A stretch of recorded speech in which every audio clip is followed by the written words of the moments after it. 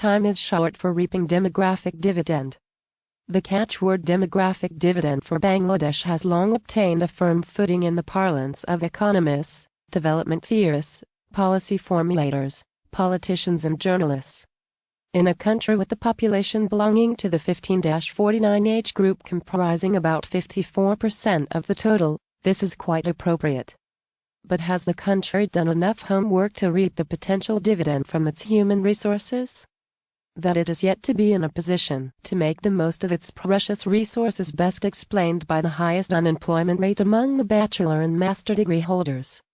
When the high-end employment is so scarce, the middle and low-end jobs are also not easily available.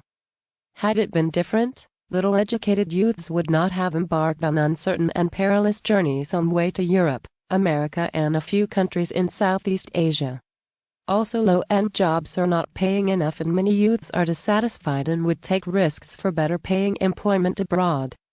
It is against such a backdrop comes the revelation that time is fast running out for Bangladesh to reap the demographic dividend.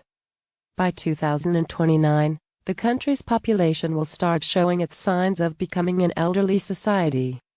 From 2033, working-age population will start decreasing and by 2047, it will become a geriatric nation. When the majority of people turn into working hands, the number of dependents naturally drops, giving a nation opportunities for advancing its development agenda. Bangladesh got this opportunity from 1978 and is expected to enjoy it up to 2033. Of the 55 years it got, 43 years have already passed and there remains only 12 more years. Also, more than 2 years have been ruined by the pandemic.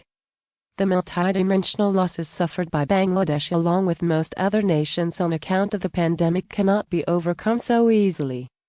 Right now the composition of the population is in favor of development expediency with 68% of the population belonging to the age group 15-64.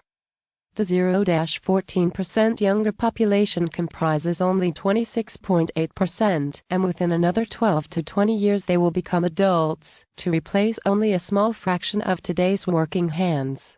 With the longevity of people rising at an appreciable rate, today's 5.2% population of the elderly people aged 60 and above will increase at a greater rate. Now an elderly person is dependent on 13 earning people and by 2040, one such person will be dependent on the income of only 6. Bangladesh's demographic transition, according to the United Nations International Children's Fund (UNICEF), towards an aging society will happen within 18 years, next only to Singapore, which is slated to reach this slot within 17 years. Singapore has done its part quite efficiently. Its per capita income is comparable to those of the developed West. Its scarcity of land could not be an impediment to its prosperity. Bangladesh has also made tremendous progress, but its population size and inequitable distribution of wealth have not allowed the majority of the population to achieve a desirable living standard. So planning with the population for the next decade or so will decide its course of socio-economic prosperity.